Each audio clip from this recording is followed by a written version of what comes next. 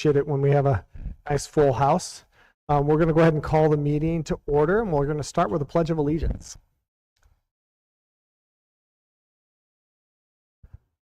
I pledge allegiance to the flag of the United States of America and to the republic for which it stands, one nation, under God, indivisible, with liberty and justice for all.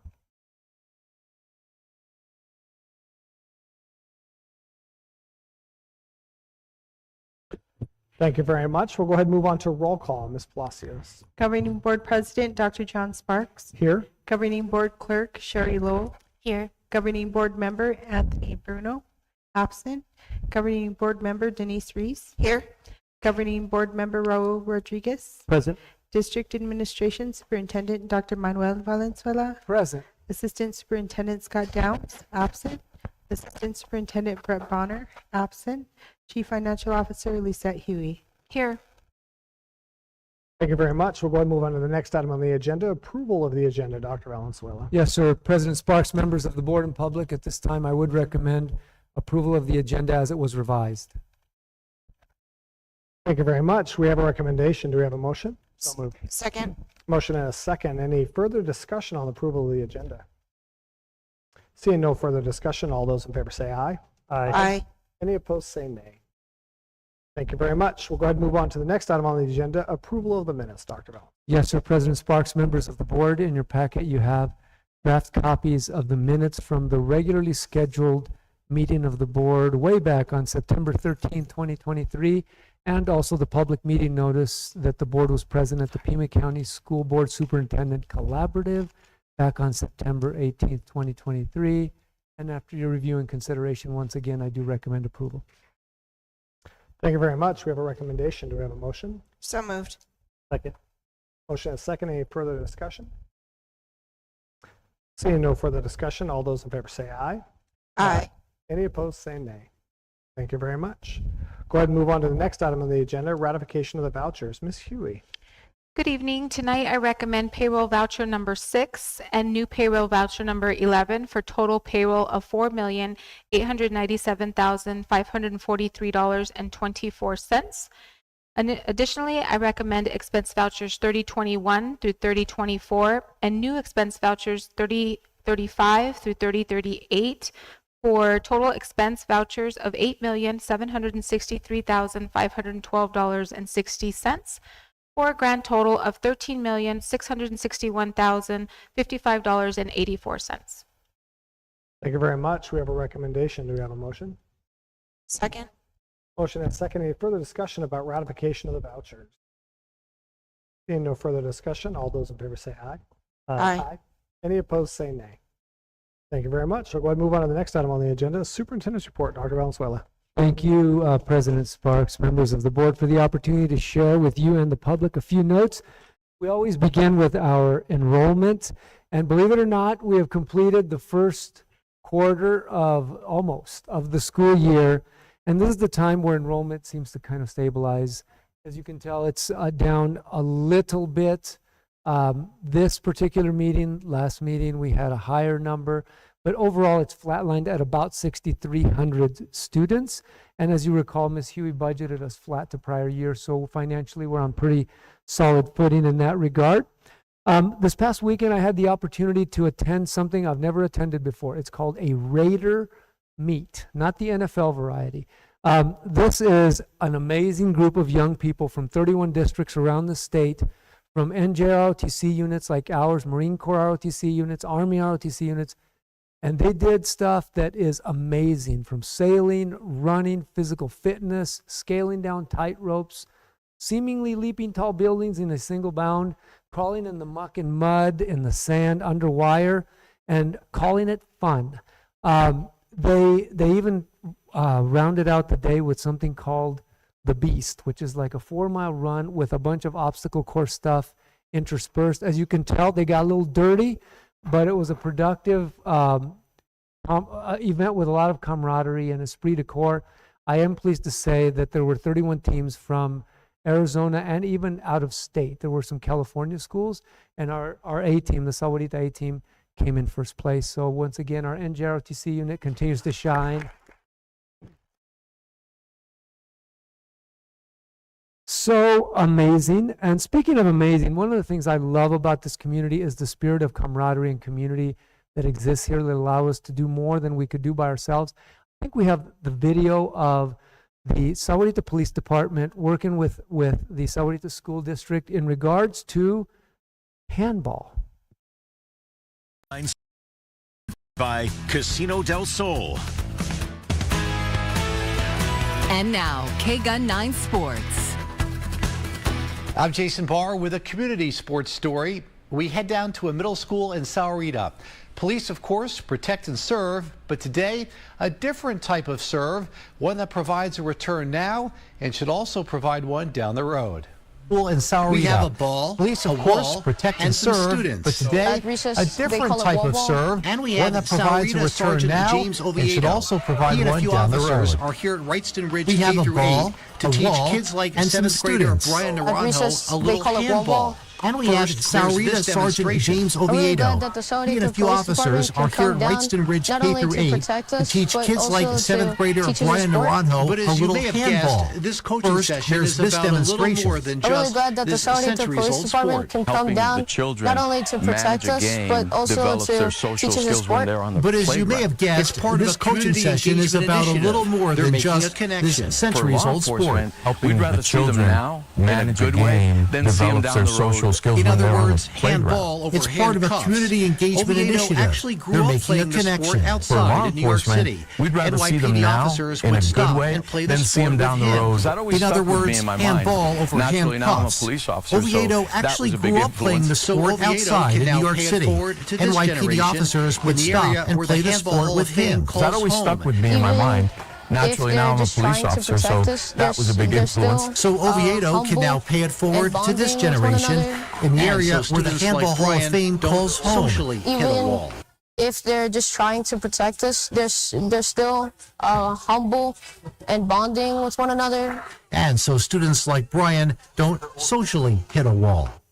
Get NFL Sunday Ticket on YouTube. Very, very Watch neat. every Many exciting things in our community. Speaking of which, I'd be remiss if I didn't mention, because this is the last school board meeting before this event. A week from Saturday, a fairly large contingent of people from Sahuarita, teachers, staff, family, board members, will be going up the I-10 to the Arizona State Teacher of the Year reception, where Arizona will crown its latest Arizona Teacher of the Year. And 2 of the top 10 finalists hail from Sahuarita Unified School District, and one of them, Rebecca Orvek, is still an ambassador for excellence, one of the top 5, and a candidate to be named Arizona Teacher of the Year. So as I like to say, Sahuarita shines. And with that, I want to wish everybody a wonderful fall break, and thank you for the time, President Sparks.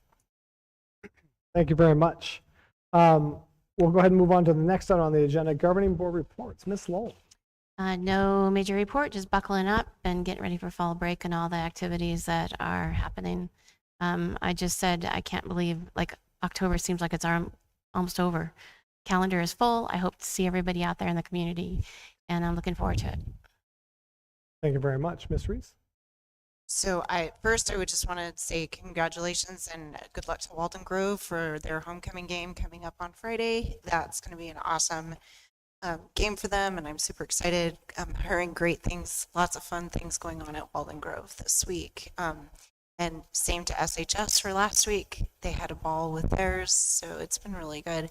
And then yesterday I had a really unique opportunity to go and see sort of the southern hinterlands of our school district, and got to get, I had a tour of the Amato and Arivaca area yesterday from Mr. Bruno, and just for our families that are from down in that area, it is beautiful, it is gorgeous. I'm an Aggie at heart, so seeing all the ranches and everything else that are down there was just really, really neat. So thanks to Mr. Bruno, and thank you to the people who we met and shared their community with me, because it was really neat.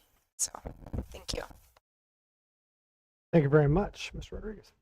I'd like to give a shout out to Walden Grove Red Wolves football team. They had a little bit of a hiccup coming out of the gate there, but they've won the last 3 games in dominating fashion, and I'm looking forward to seeing more of the same. Thank you very much. I do have to admit, this time of year is a lot of fun. There's a lot going on, stuff going on. almost every evening of the week. The calendar is very full. And looking at the picture of the Raiders event, those California schools have to come here because last I checked, I think we hold first place currently in multiple events in California. So they're coming here to try to take back their title.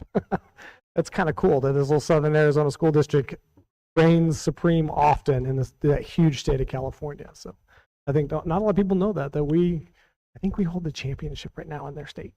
To be proud of. Yeah. So anyway, it's a great time of year. Thank you all for being here. We'll go ahead and move on to the next item on the agenda, and staff and student recognition. Dr. Valenzuela. Yes, and Assistant Superintendent Downs has arrived just in time.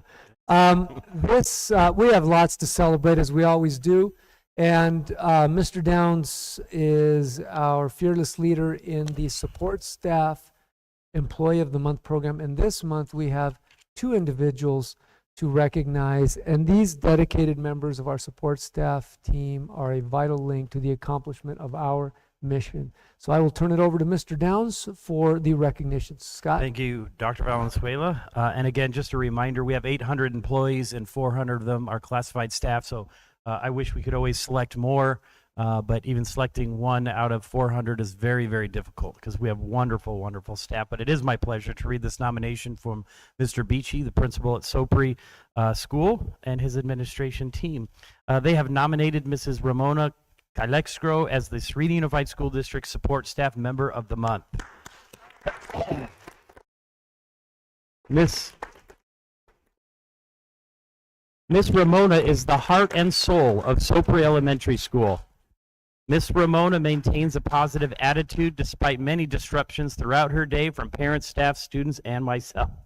Miss Ramona is highly effective at managing a plethora of job responsibilities, including but not limited to purchasing, data entry, phone calls home, supervising students in the office for disciplinary reasons, yearbook, quality first reporting, paperwork pertaining to PARs, to hiring PARs, action request forms known as ARFs, help with the community events, PTO, site council, and more. Ms. Ramona is the glue that holds everything together.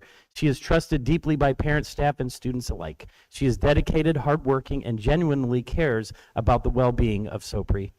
There are a few individuals that I have encountered in my 15 years in public education that have the overall work ethic as Ms. Ramona possesses. Again, Mrs. Ramona as the Sopri Employee of the Month.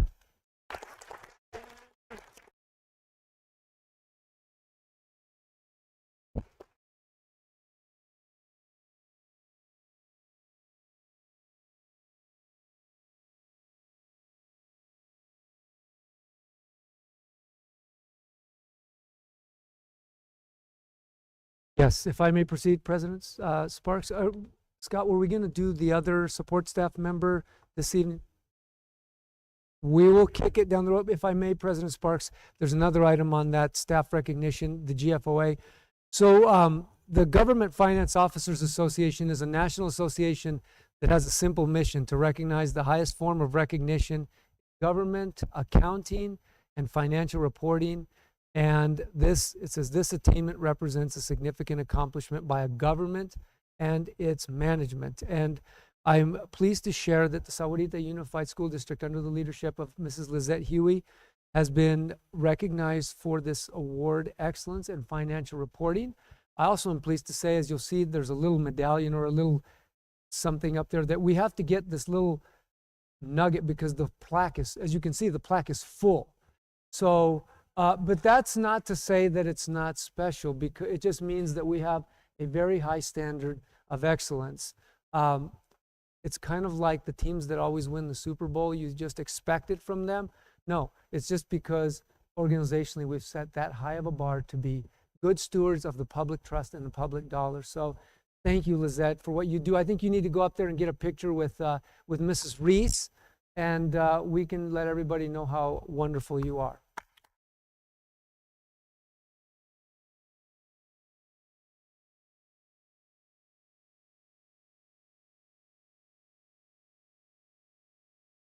If I might add a little bit to that, I was in Phoenix this week earlier and speaking to one of a vendor that we interact with and interacts with school districts all over the state. And he found out where we were from. He's like, "Oh, I love working with your business office," and it was just very complimentary about it's consistent, it's on time, it's.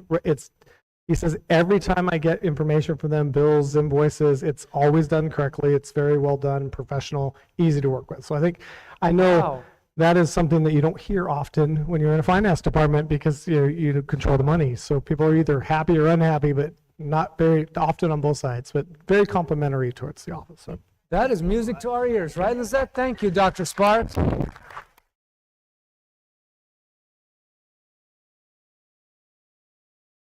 Go ahead and move on to the next item on the agenda, which is Student October honorees. And I Dr. think Bonzo. Mrs. Reese is going to do the honors. I just want to share with this group, this is I believe it's like the 15th year we've done this Leader in Character Award to recognize the importance of citizenship, virtue, and character as part of the educational process. I was thinking of something the other day. I was thinking of some of the students that have gotten this award over the last 15 years. And I was looking at students who are now in law school, medical students, Division I college athletes, engineers, business leaders, college honor students, people that I see in the grocery store that are now have families of their own, and they're good husbands and wives, and they're good citizens, and they're good parents. And to me, it just reminds me that this is worthy of honoring because these are virtues that will take you far in life, in education, in career, and in just being the best human being that you can be in your country and in your community. So please know how special we, as a team behind the dais, feel about this award because of what it represents. We honor one or two, depending on the school student, per month. And it's by nomination of the school for the example that these students set in their daily walk of citizenship, the example for their classmates, for their teachers, for their community, and how they work hard and demonstrate virtue and the highest standards of character. And parents, we thank you too. Grandparents, nanas, tatas,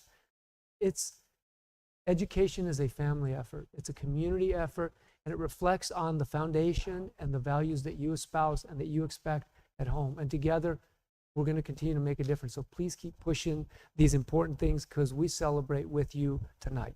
When your name is called, please come down. Mrs. Reese will present you with your award, a letter from me, a token of appreciation sponsored by Freeport McMahon, which I think is a gift card to a bookstore. Of course, that's what you're going to get from a school. And a nice frame certificate. You'll come around here. Assistant Superintendent Bonner will line you up on the steps, and then we'll take a picture and put you all in the newspaper so everybody knows how wonderful you are. So here we go with our Leaders in Character for the month of October.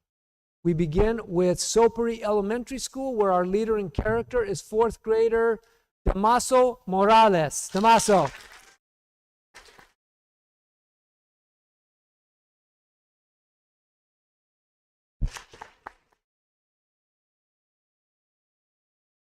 Congratulations, Damaso. And next we do Onza Trail School, which is our biggest school, and it also has middle school and elementary, so we do two. And we begin with our elementary Leader in Character. Congratulations, Emma McCaw.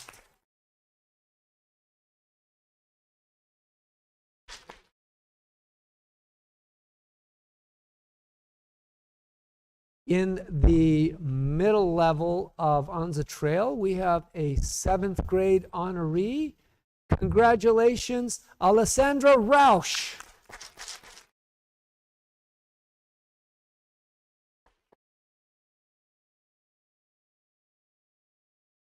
And at Sahuarita Primary School, it is my honor and pleasure to recognize their Leader in Character.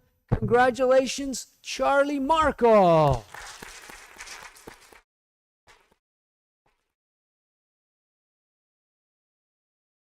And we'll move on to SIS, Sahuarita Intermediate School, where it's my honor and pleasure to recognize 3rd grader David Ray.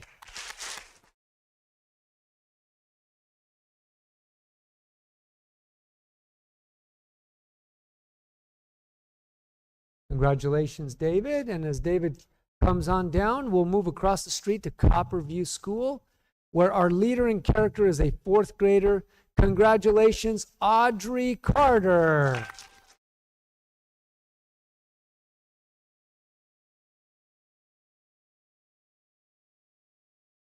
Congratulations, Audrey. Well done. And we will now recognize our leader in character from, or leaders, because there's two, because it's a K-8, Wrightson Ridge School. Our first one is the elementary leader in character. Congratulations, Jude Ortega.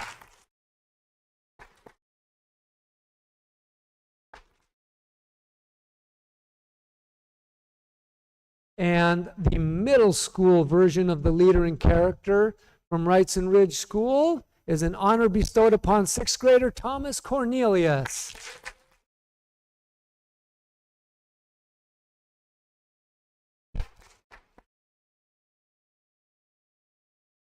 And we're back on this side of Sahuarita Road to Sahuarita Middle School, where our leader in character is a seventh grader. Congratulations, Christian Derry.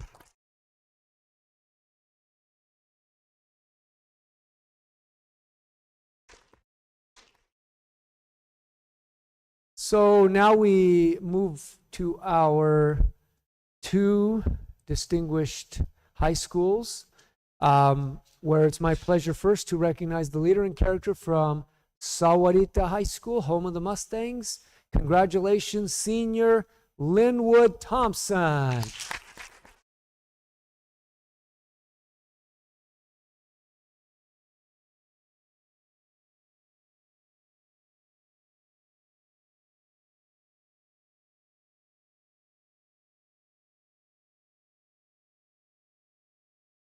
Congratulations to Linwood. And now we recognize our leader in character from Walden Grove High School, where it's always a great day to be a Red Wolf. Congratulations, senior Sophia Farmer.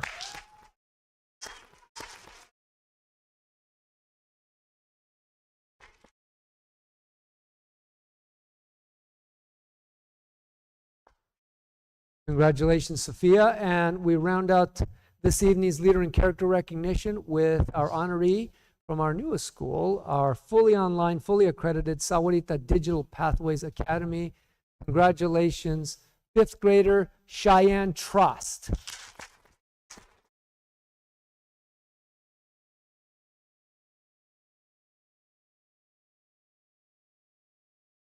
All right, Mr. Bonner, that's a good-looking group. Let's get them over there to take a nice picture. Oh, and parents, if you'd like to come on down, take a picture from this angle. As soon as Amber's taken her official picture, please come on down.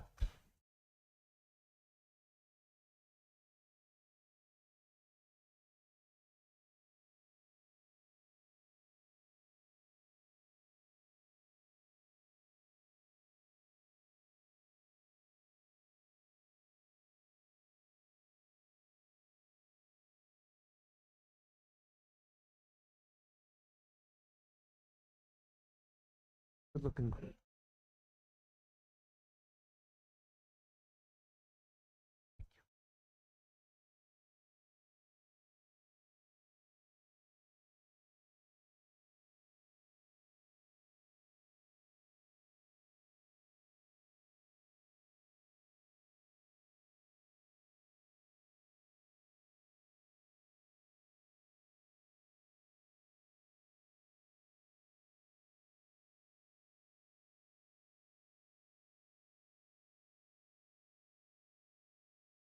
Congratulations to all of you. We are so proud of you.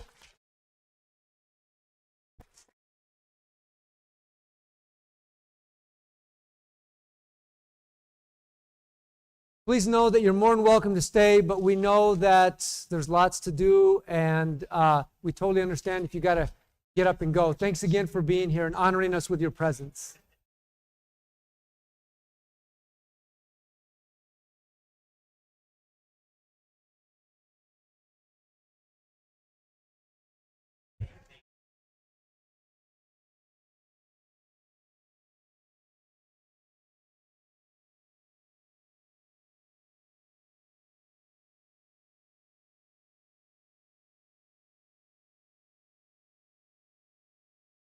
What? Really?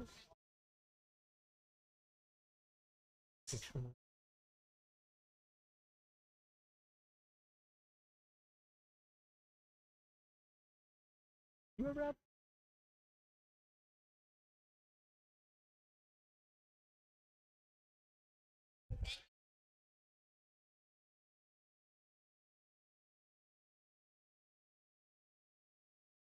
What role is this, Dr. Sparks?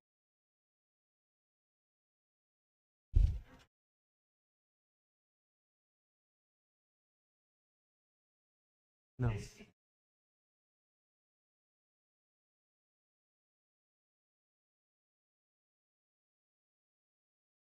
Look at that. Wow.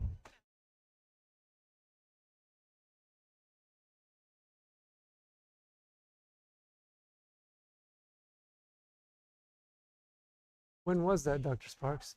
What year was that?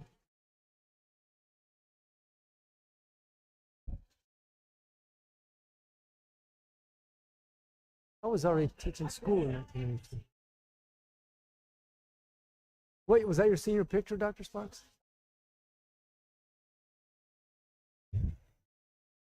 Cool.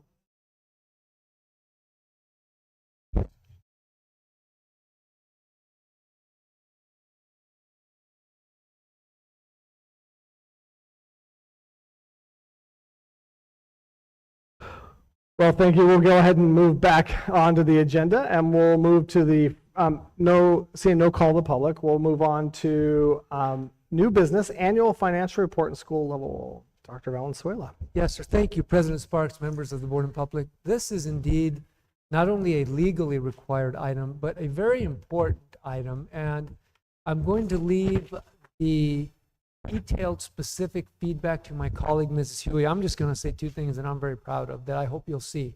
Our budget is very sound. Our budget is very stable. And that's been the result of a lot of intentional effort, strong level of professionalism, attention to detail. And it allows us to move the mission forward through the use of these resources. So I'll turn it over to my colleague, Mrs. Huey. Lizette, what would you like to share? Well, I have a lot to share. This is a major report that we do every year, and it is required by the state.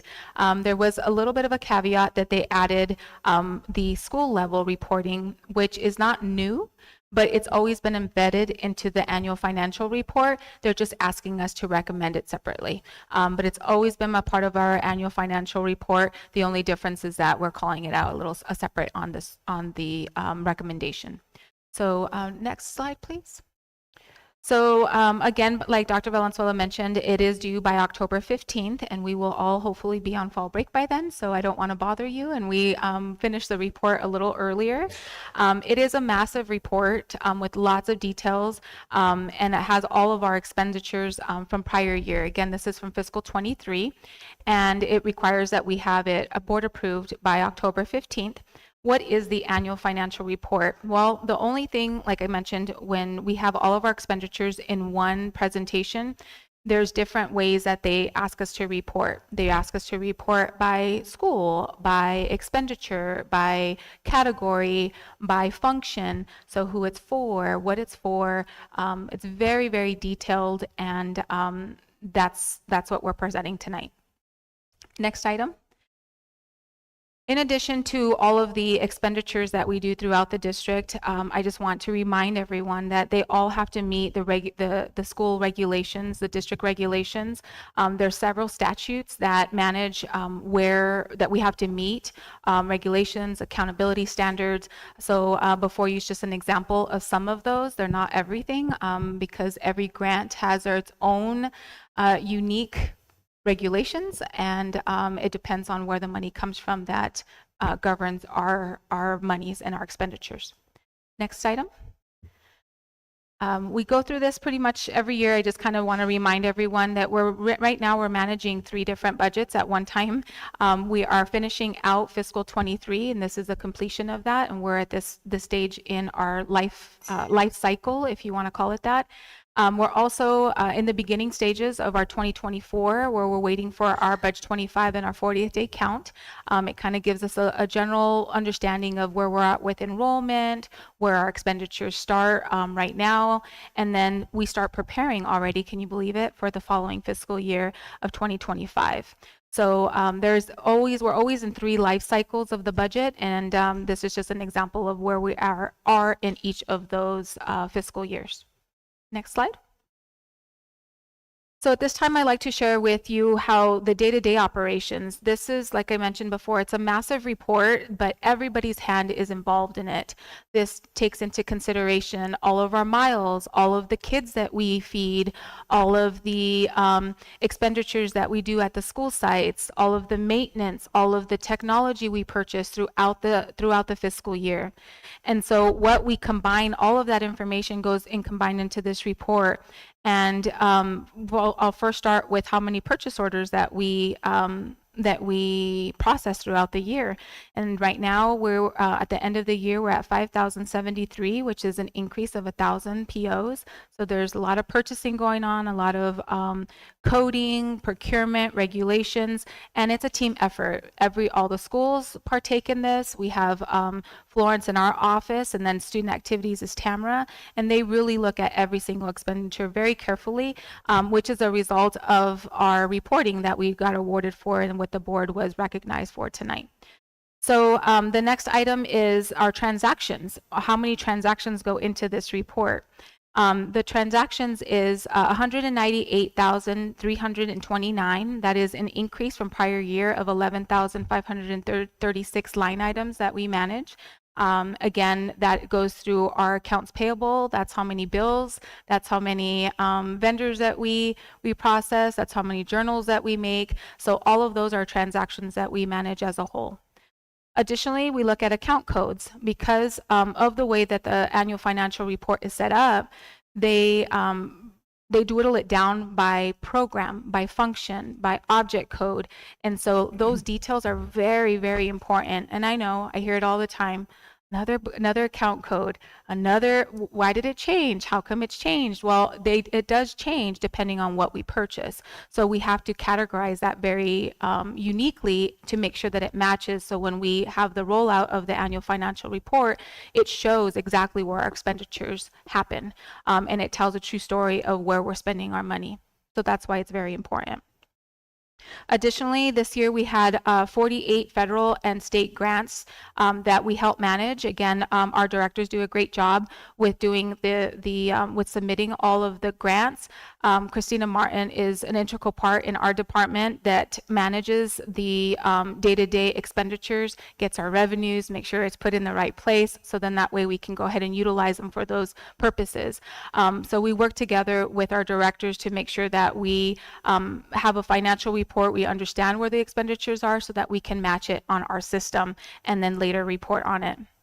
Also, I just wanted to mention that I just want to give a big shout out to the business office department for the time when I was out, that everything was managed the way that it was, and it's a reflection of what we do every day. And so again, that's with everyone in the department, whether it's warehouse or fixed assets. We're going through a major audit right now, and the first part of the audit was clean.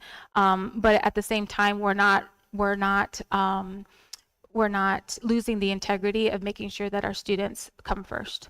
And so I just wanted to make sure that I just want to thank them very, very much, and all of our schools for being patient with that process as well, because I know when we're one person short, everyone has to put a hand in it. So I just wanted to tell everyone thank you. Next item. So for transportation, this is also embedded in the annual financial report. And I just thought this was interesting that I know many of you know already that our district boundaries is 606 square miles. And so we travel a lot of miles every single day. And I think it's important to show that I always wondered when they say 3,000 miles, it sounds like a lot, but I like to see it in distance. And so we're traveling from San Diego all the way to Maine. I mean, think about that. And we do that every single day one way. That's a lot of miles. That's a lot of people. That's a lot of precious cargo that we transport on a day-to-day basis. And when you look at the total miles for the year, that's like doing that 180 times. So it's going back and forth every single day.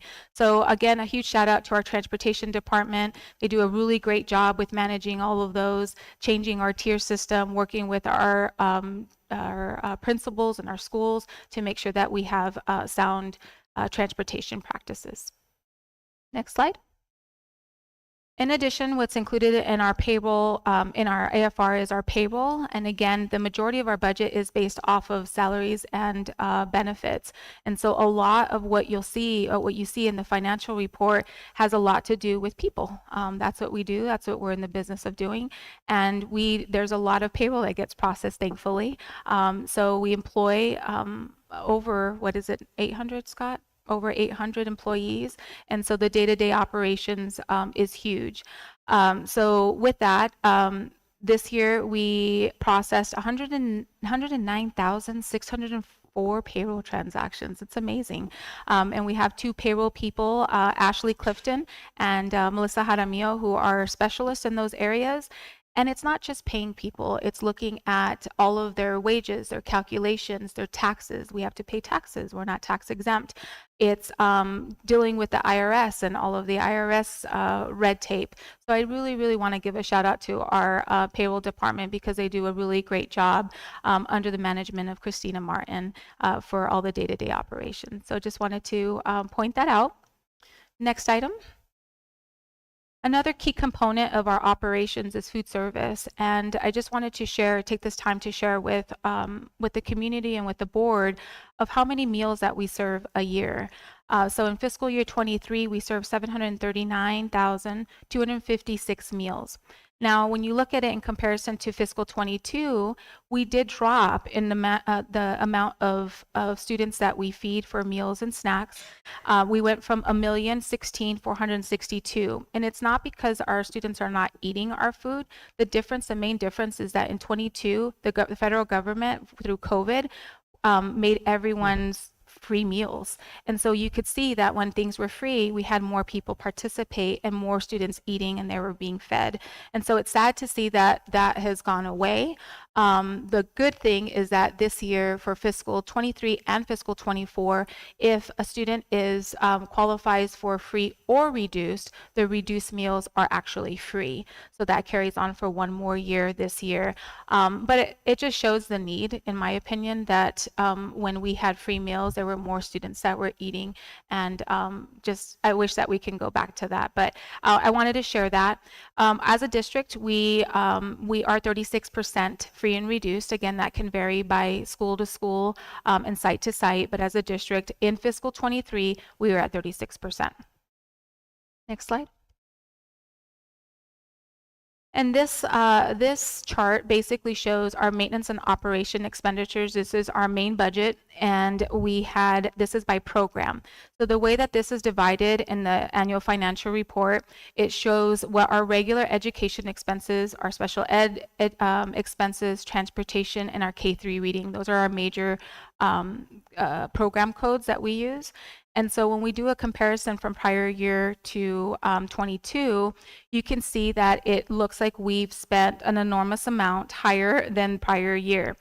Now, I just want to keep you posted is, yes, we did have more expenditures last year than we did in 22, but what I wanted to remind the board and the community is that our expenses were always pretty much the same. The only difference that happened last year was because we no longer had the COVID relief funds that we were using for our continuity of services.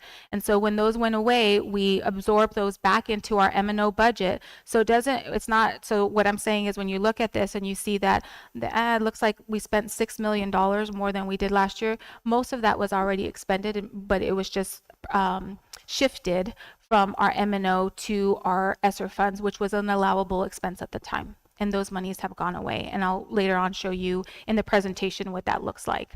But overall, we're still doing very well. You can see that the regular education shows that there was the majority of that expense, but it holds true for all of our categories. We did go up a little bit. And again, our continuity of services, we used our regular education and we shifted that to ESSER in the prior years. Next slide. The next one is same expenditures are maintenance and operation, and this is by category. And so the categories, like I mentioned before, our main expense in our budget is salaries and benefits, people. Purchase services, supplies, and then we have another bucket, what's called an other bucket, and I'll go into that. So salaries and benefits, again, does show an increase from prior year. And we did do a raise, so that comes into play a little bit in that category. Our purchase services did show a bigger increase, and I wanted to explain why. In purchase services, a lot of things that were paid in fiscal 23 compared to fiscal 22 was our ESI. So those are the educational services. We had a huge increase in our contracting pay versus prior year. So that's the majority of that. Another key component of that is our buses. So when we have activity runs and things of that nature in fiscal 23, we did have to charter a lot of our routes that we normally take on in-house because we had a shortage of drivers at the time. So that's where you can see the purchase services increasing more than in fiscal 22. Our supplies budget, that did go up, our expenses in that category. And again, we increased in student enrollment, so that makes sense that we would spend a little bit more in supplies. And then the other category is basically there was a correction to the account coding in regards to how we code our internal transportation and food service costs. So for example, if we're doing a field trip for Wrights and Ridge and they're paying at a tax credit, we have to use a different account code that goes in the other category to pay ourselves for those services. So that's the only difference, and that's why you're seeing that the small adjustment a little higher in fiscal 23 than you did in 22. Have to be careful what fiscal years I'm talking about. Next slide. The next slide, basically, I left it in here purposeful because I wanted to remind the public of all of the stimulus dollars that really helped us during the pandemic for continuity of services. They did sunset in fiscal 21. This was one of them. And I left exactly what we used the monies for, how much we received in each category and what we used it for and how much we have available. So as you can see at this slide, we don't have any more available funds, which is why you saw the increase in 23. Next slide. The stimulus overview for 22, again, you can see the three grants that we utilized in 22, and then what the purpose was for, and then how much we have available. And as you can see, it's 0, which is why I left those two PowerPoint slides gray. They've sunset.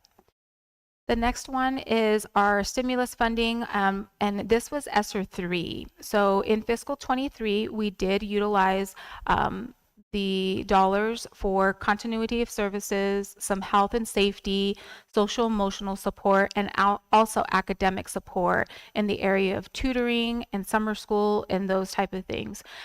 We did have free summer school last summer, like we did it for the last 2 years. And we were able to support our community with that, as well as providing additional resources for tutoring programs throughout the year. As you can see, there is available funds from the ESSER 3, and those expire at the end of this fiscal year. And we plan to have more of the continuity of services. And then after speaking with Mr. Bonner today, actually, we decided that we would be able to offer tutoring services again this year for our students as well. So we would have enough to satisfy both of them. So kudos to Mr. Bonner for looking out for ways that we can support our students throughout the year. And the good thing is that it really helps all the schools district-wide versus a small, narrow number of students. So I thought that was great.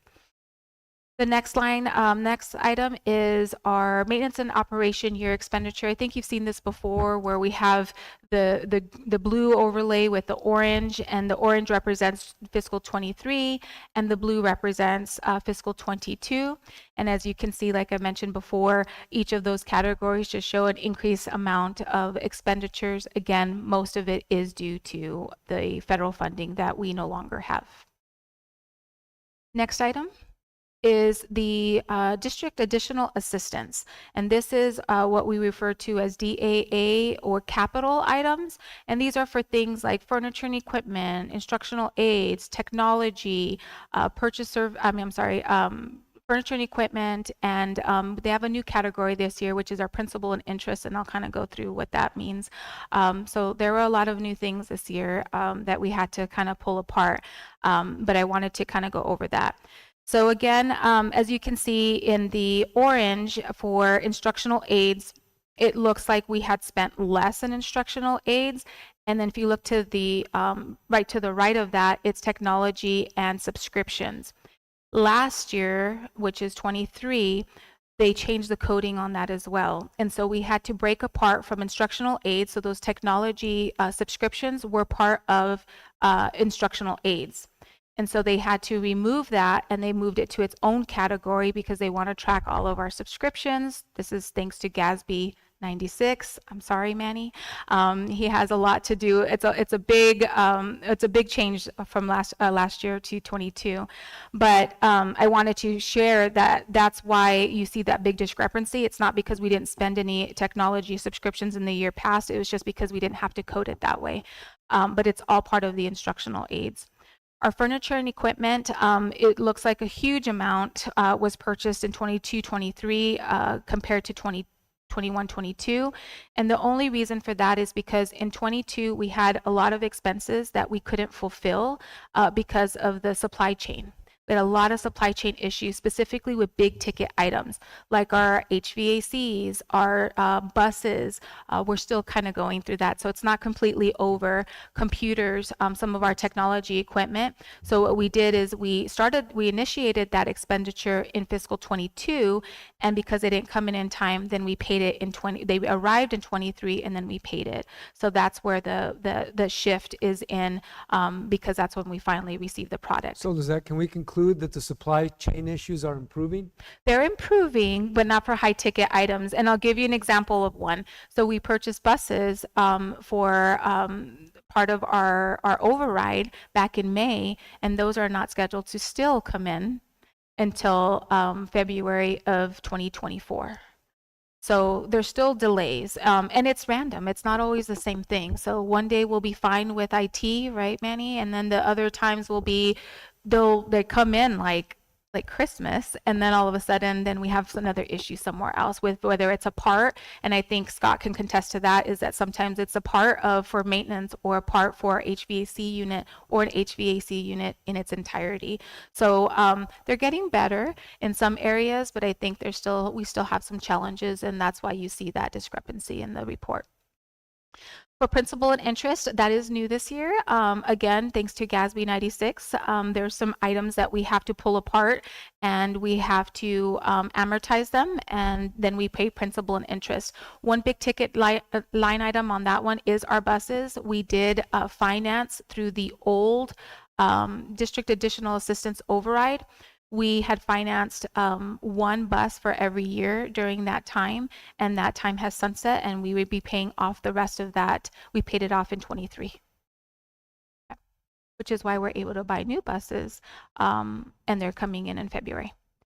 The last item is the other category, and the other category is for items of like school repairs, maintenance, HVAC, flooring installation, some minor construction, remodels, renovations, and things of that nature. And you can see there's been an increase of expenses in 23 opposed to 22. Again, my guess is probably due to supply chain items as well. So with that concludes my presentation, and I'll turn it over to Dr. Valenzuela so that he can make the recommendation. The budget is sound. The budget is stable.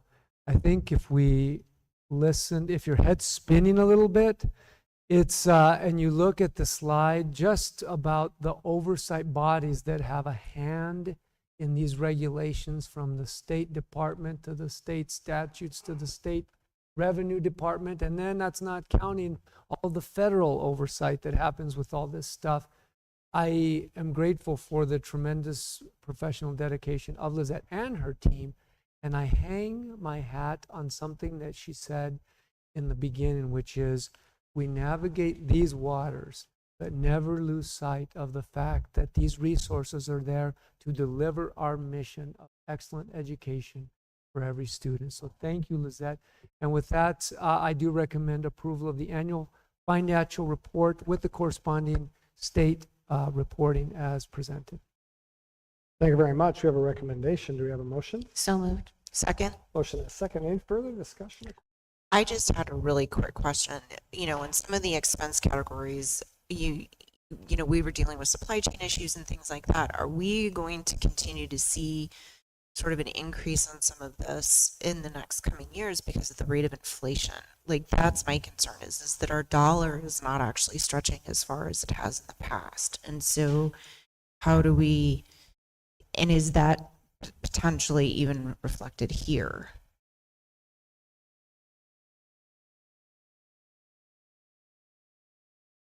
Yeah. Can you hear me? Okay. Okay. So the question is mainly, how is that going to be a representation in this current fiscal year that we're in? Or just, is that part of the reason that we've got the anomaly on some of the things that we're seeing here? I know it's something that, you know, in casual conversation we've discussed when we're looking at building costs and things like that. Some projects that we thought we were going to be able to start last May are potentially moved back a year, and that those dollars aren't going to stretch as far and things like that. So is the inflation rate that we've been experiencing, which literally everyone's been experiencing, is that some of what we're experiencing here when we're looking at the numbers too, in terms of that increase, in addition to some of the other supply chain issues and things like that? Absolutely. And I think it's some of it. I will tell you that when we had the supply chain issues, the good thing is that when we have a purchase order, that's basically saying this is what we're committed to. This is the this is the amount, the quote that we receive.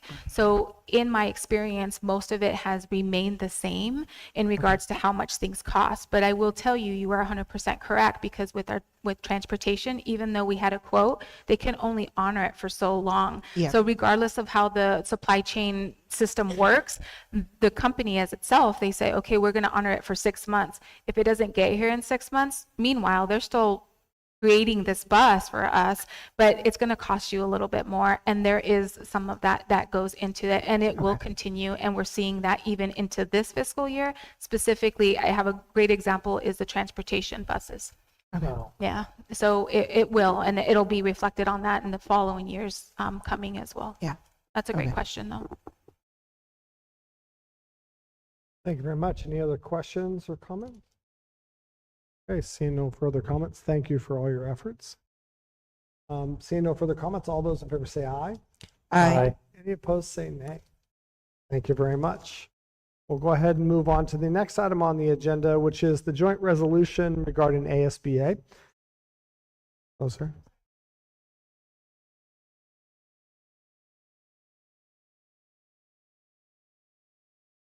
So I'm sorry, maybe I misunderstood it. I think she. Did she you would want to like make a do call public the- comment for call of the public? But Interim papers? Sure, we can go ahead and allow you the 2 minutes to speak. Yeah. Oh, thank you. just to check, did we approve the AFR? Do we approve the AFR? We Okay. did. And we'll go back and allow, ma'am, I'm so sorry. Sherry's going to read the comment, and so you understand the process. And yes, please, would you read the call to the public guidelines?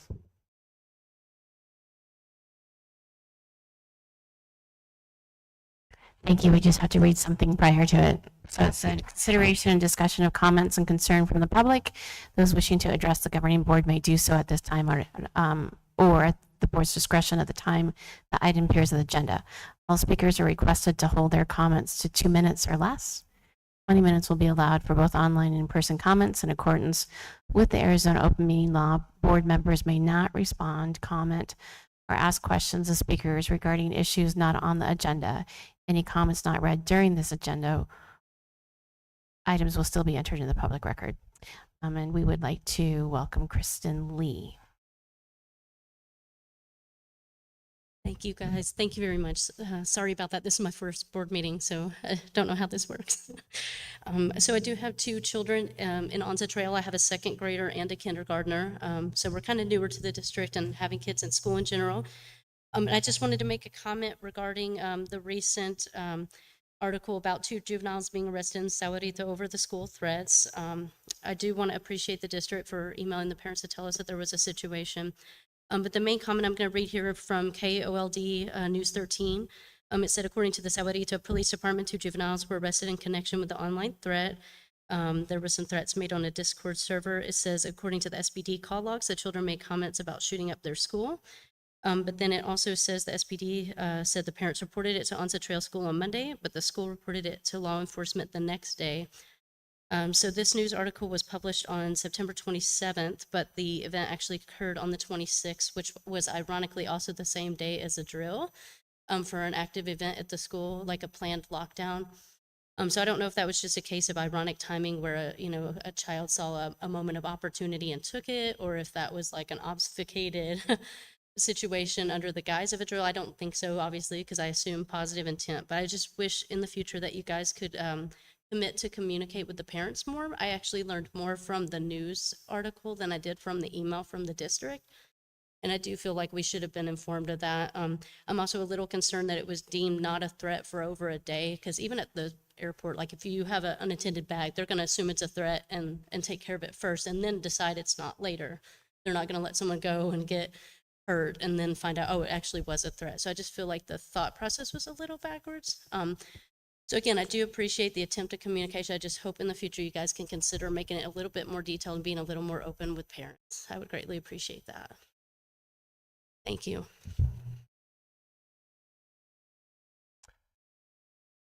We'll go move on to the next item on the agenda. Item new business B, public auction items, Dr. Yes, sir. Thank you, President Sparks, members of the board.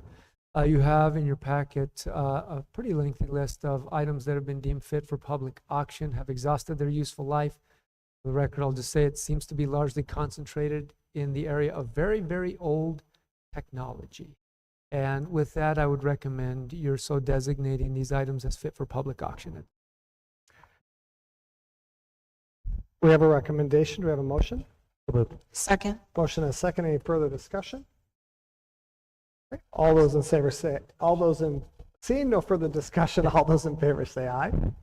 Aye. Any opposed say nay. Thank you very much. We'll go ahead and move on to the next item on the agenda, new business, joint resolution regarding ASBA. And I'll lead that basic conversation.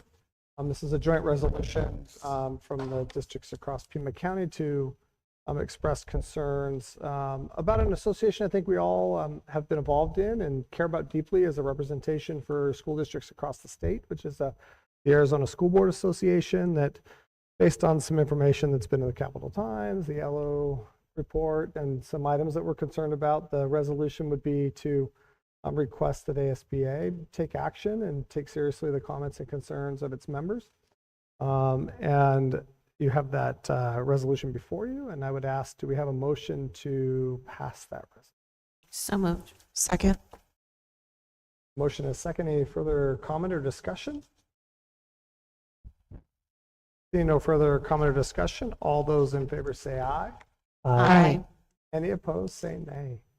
Thank you very much. Go ahead and move on to Policy Advisory Volume 28, Dr. Valenzuela. Yes, sir. Thank you, President Sparks, members of the board. You may recall this item came before the board at the last meeting, and it's really, the advisory is even much older than that. It's really a return to an advisory that we received from ASBA several years ago. And we, as we're allowed to, had a local practice, a local policy that was different. Particularly, specifically, it pertains to how we categorize our students at the high school level, whether we do it by the accumulation of their credits or whether we do it by the designation of which cohort they're in. And as Mr. Bonner very accurately and clearly explained last time, there is good sound reason for the purposes of efficiency and effectiveness and just overall operations, where we'd like to go back to the original method of categorizing students by their cohorts, and that's what basically takes place with this policy IKE. That is the only change. This is the second read, so it has been tabled for the period since the last meeting, and at this point, I do recommend your approval of that policy advisory as presented. Thank you very much. We have a recommendation. Do we have a motion? So moved. Okay. Motion and second. Any further discussion or comment? I just want to say, I actually, having students that start their high school career with high school credits under their belt, this, by recategorizing and using this as by cohort seems way less cumbersome than categorizing students by their number of units. So I think for our counselors, for our high school staff, for our students even, I think that this is a much, much, much simpler, streamlined, everybody understands it process. So I'm actually really glad we're doing this. Thank you very much. Any other comments or questions? Okay. Seeing no further discussion or comments, all those in favor say aye. Aye. Any opposed, say nay. Thank you very much. We'll go ahead and move on to Town of Sahuarita IGA, Dr. Valenzuela. Yes, sir. Thank you, President Sparks, members of the board. This is actually an IGA that goes back many, many years. And it really speaks to that spirit of collaboration and finding common ground that has become an element of our culture and how we work together in this community. You might recall back when Anza Trail was constructed back in 2007, we entered into an agreement basically where we are pooling our resources to create a greater facility than we could create by ourselves. And we're using those facilities for the common good of our shared mission. So there's Anza Trail Park, which is both a school facility for school programs and activities. It also doubles as a town park for the good of the community and public recreation. Same thing with Wrightson Ridge. And so basically this is the latest version of that agreement, and I'll let Scott explain it to you in more detail. Basically, we share the costs in a fair and equitable way. Scott, could you provide a summary before I make the recommendation, please? Thank you, Dr. Valenzuela. That is correct. We've had an IGA with the town since the inception of Anza and Wrightson Ridge. They had contributed quite amount of money, significantly, for lights, some of the fields themselves, and it was, again, a win-win. We don't use the fields very late at night and on weekends. And since then, I've always wanted to enhance the parks. And it's been really a win-win ever since the inception of the agreement. They pay for a certain amount of water, and really, in a nutshell, this really fine-tunes the contributions of each side. And I'll just go over some real basic facts instead of getting too much into the weeds. But again, with irrigation parts, they're supplying the labor. We would be paying the parts. In terms of the lighting costs, we would split the lighting costs. Right now, it's a little bit different. It's not that much of a financial burden on us. It would be last year, if we were under the current IGA or the new IGA, it'd have been a $900 expense for us. Every 3 years, again, it really forces the articulation to enhance the product that we have at the parks. Every 3 years, we would close during the summer. We would close one of the facilities and do aeration, refurbish whatever we need to, and in agreement, we would split those costs. So no entity has the upper hand of like, hey, let's do this and let's do this. It's really all in agreement. We meet every month and talk about needs, park conditions, playground conditions, and really the win-win for us. And really, at the end of the day, if I was to look at this, and this was about 8 months in the making between going back and negotiation and asking questions and understanding, and me talking to Ramon, talking to the attorneys. I would say at the end of the day, it's financially more of a win for us. And at the end, it is also really forces more articulation and cooperation between the entities to get that final project.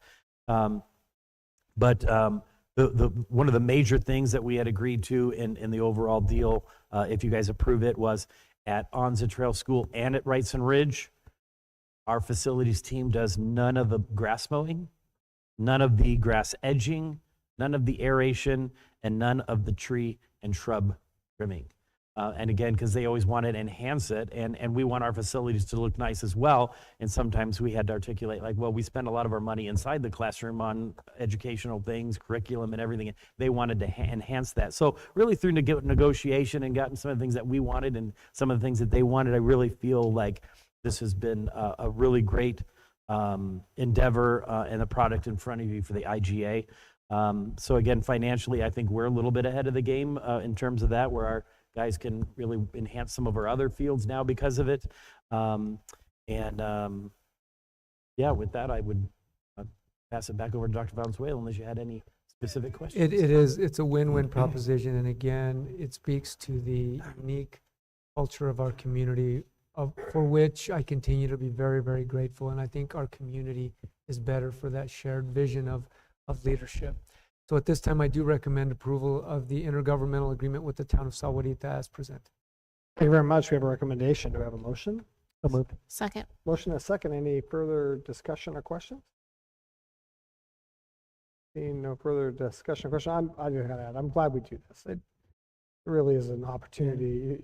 You often go through cities and you see entire school fields and facilities shut off at night, can't get to them, and this really does allow the entire community to use it on high utilization rates, which is really good. These facilities are used all the time. Absolutely. So, seeing no further discussion or comment, all those in favor say aye. Aye. Any opposed, say nay. Thank you very much. We'll go ahead and move on to the next item on the agenda, consent agenda. Dr. Valenzuela. Yes, sir. President Sparks, members of the board, you have in your packet a list of routine consent matters, and at this time, I do recommend approval of the consent agenda in its entirety. Thank you very much. We have a recommendation. Do we have a motion? So moved. Second. Motion and a second. Any further discussion? Seeing no further discussion or comment, all those in favor say aye. Aye. Any opposed, say nay. Thank you very much. We'll go ahead and move on to any possible future agenda consideration. I actually have one. Yeah.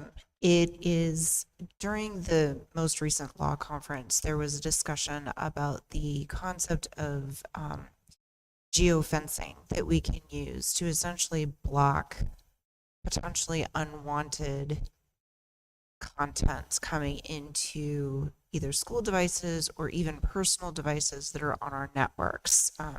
The example that was being used is some of the social networking sites, such as TikTok or things like that, that we could potentially block, to where we're not telling students that they're banned. We're not banning a social media platform, just not allowing them to potentially use them while they are on campus. And it is something, I don't know what the costs are. I don't know the complexity of setting those up.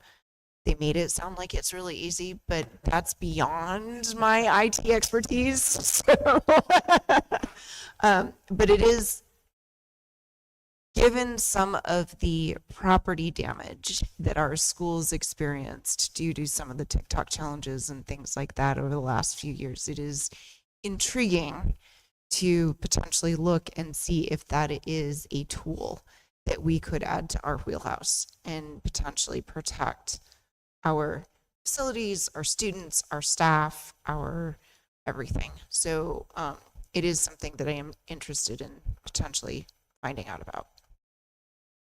Thank you. Thank you, Mrs. Reese.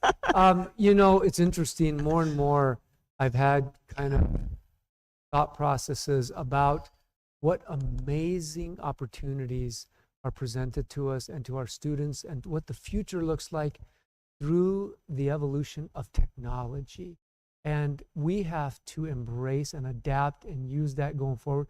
And yet, you know, it's not without its liabilities. I was talking about how our marquee sign, which is broken, we are trying to fix it, the electronic one, but about how the old-fashioned placard ones, they don't break as easily, you know. And you know, next week we're having a study session about the topic of artificial intelligence, which again is the way of the world. It's moving forward, but it also has complex things that we need to talk about and work through it. This might be another example of technology that we use, that we can use maybe to make us better. We're launching a new platform to communicate with parents. It's tools that we need to use for the good And this is another example. I will take that under advisement. Perhaps we can talk a little bit more about some talking points, and maybe there's another upcoming study session. I know that Mr. Villa is nodding his head because he has a lot of expertise and a willingness to find out more information and always use what we can,